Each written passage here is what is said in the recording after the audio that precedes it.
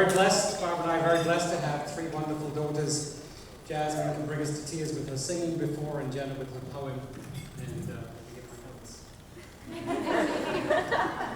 You know, it's been about a year since I've been thinking about this speech, and you know, Wedding Toast should be a bit of a roast too. It's been really hard for Joy to find good material because she's a good sister, a loyal friend, straight A student, gymnast.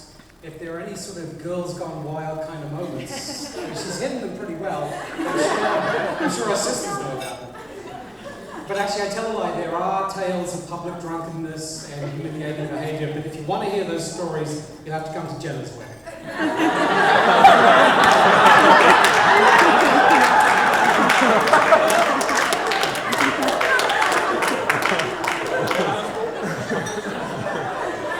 The nice thing about Joy is that she likes sports. Her two sisters don't even pretend or even try and fake liking sports, but Joyce is a big baseball fan, and growing up we always got the season pack at Yankee Stadium for the Saturday home games. And being as I'm a Mets fan, you'll know the kind of sacrifices I made for my daughter. You know, I had to go to Yankee games 10 times a year. But you know, she went to college. She went to Cortland, and after a while, we started hearing about PJ. And graduation day was the first time we got to really meet him in Binghamton. And this is the last day of the year, and we went to the off-campus housing where PJ was with his friends. We didn't have GPS back then, so I actually thought I walked into a Habitat for Humanity project. There was so much construction going on in this frat house. You know, there were people hanging doors, removing darts from the walls, and axes, sweeping up gambling chips, and a few shell casings. I think I explained the holes in the ceiling. And at a moment like that, a lot goes through a father's mind when he sees, you know, a boyfriend's friend rehanging the bathroom door and scraping blood from the bathroom. You know, I thought if Joy was willing to visit PJ here, she must really, really like it.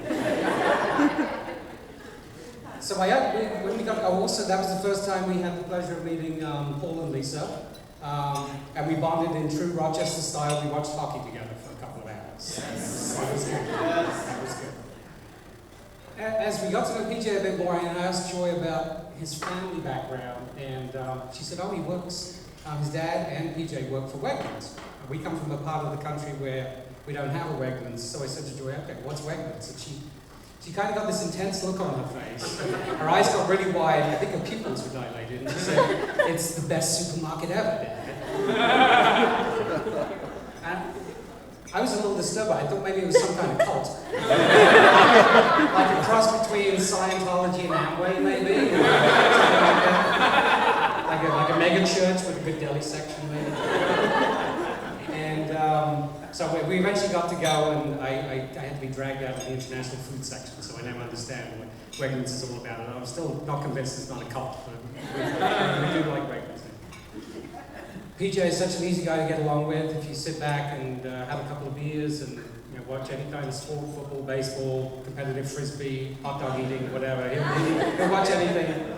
And of course, he's a big music fan. He loves pop, rock, blues, country, whatever, as long as Dave Matthews is singing it. PJ is a good man, honest, integrity, all the things that make a good character, and we're very pleased to call him a son and son-in-law, and it's just a blessing to have the two of you together. Now also, I really appreciated the fact that he really reached out for looking out for Joy's needs. He knew Joy had done a lot of traveling. We're lucky through Barbara's business that Joy had been to Amsterdam and Germany and France and a few other places. So in the spirit of that, PJ took her to South Bend, Indiana. Home of the overdressed leprechaun, the mascot of Notre Dame, and green beers. So we appreciate that.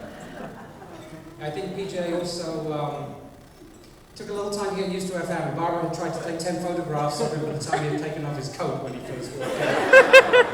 I think she thought we were compiling a dossier or something. And when I told him that my favorite sport was soccer, I don't think he actually believed me. I thought, this is just too weird. You know, we're just so pleased that they found each other, and it's such a blessing.